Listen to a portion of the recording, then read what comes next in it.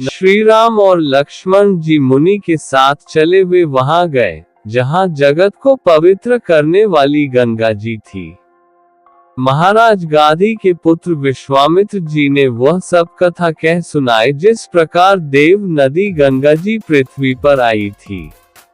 श्री राम और लक्ष्मण जी ने मुनियों के साथ गंगा जी में स्नान किया। स्नान के बाद उन्होंने ब्राह्मणों को दान दिया तथा मुनियों के साथ जनकपुर के निकट पहुंच गए। श्री राम तथा लक्ष्मण जी जनकपुर की शोभा देखकर अत्यंत प्रसन्न हुए।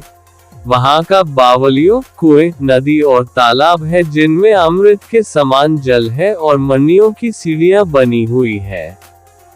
मीठे रसों से मतवाले होकर भौरे सुंदर गुंजार कर रहे हैं तथा रंग बिरंगे बहुत सारे पक्षी मधुर गीत गा रहे हैं।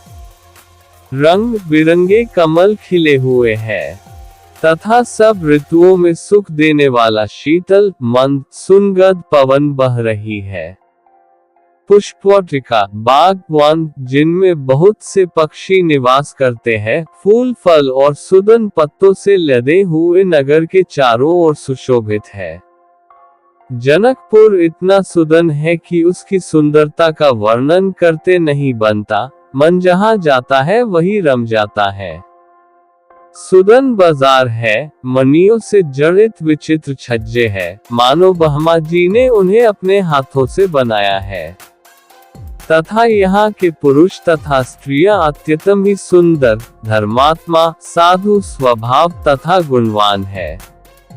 जहाँ जनक जी का अत्यंत सुंदर महल है, वहाँ के ऐश्वर्य को देखकर देवता भी चकित हो जाते हैं। ऐसा मालूम होता है कि उसने समस्त लोक की शोभा को रोक के रखा है। राजमहल के सभी दरवाजों पर सुंदर सोने की जरी के पर्दे लगे हुए।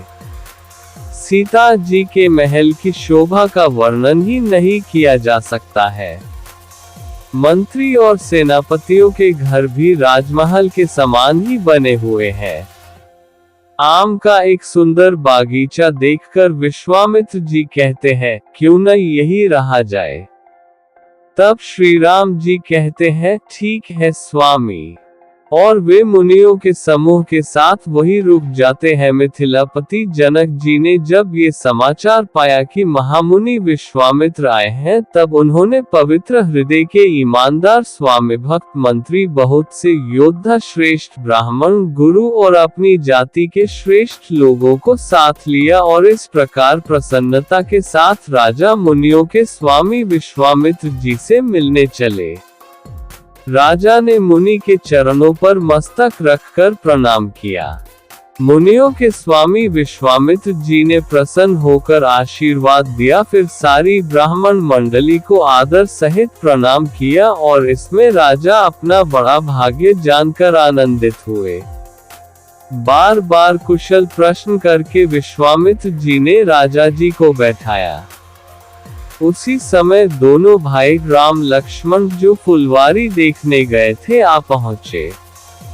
सुकुमार किशोर अवस्था वाले श्याम और गौर वर्ण के दोनों कुमार नेत्रों को सुख देने वाले और सारे विश्व के चित्त को चुराने वाले हैं। जब रघुनाथ जी आए तब सभी उनके रूप एवं तेज से प्रभावित होकर उठ खड़े हुए। विश्वामित्र जी ने उनको अपने पास बैठा लिया। दोनों सुंदर बालक राम लक्ष्मण को देखकर मुनि के चरणों में सिर नवाकर प्रेम भरे गंभीर वाणी से कहा, हे नाथ, ये दोनों सुंदर बालक मुनि कुल के आभूषण हैं या किसी राजवंश के पालक, अथवा जिसका वेदों ने नेति कहकर गान किया है, कहीं वह ब्रह्म तो युगल रूप धरकर नहीं आया है।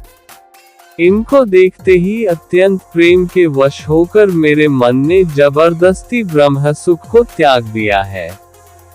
मुनि ने हंसकर कहा, हे राजन, आपने ठीक कहा। जगत में जहाँ तक प्राणी है ये सभी को प्रिय है।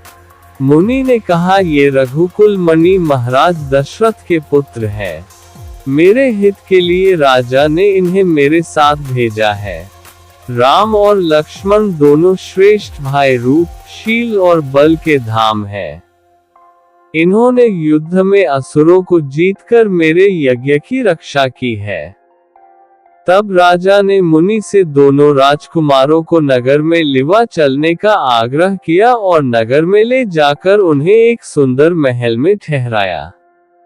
सब प्रकार से पूजा और सेवा करके राजा विदा मांगकर अपने घर गए।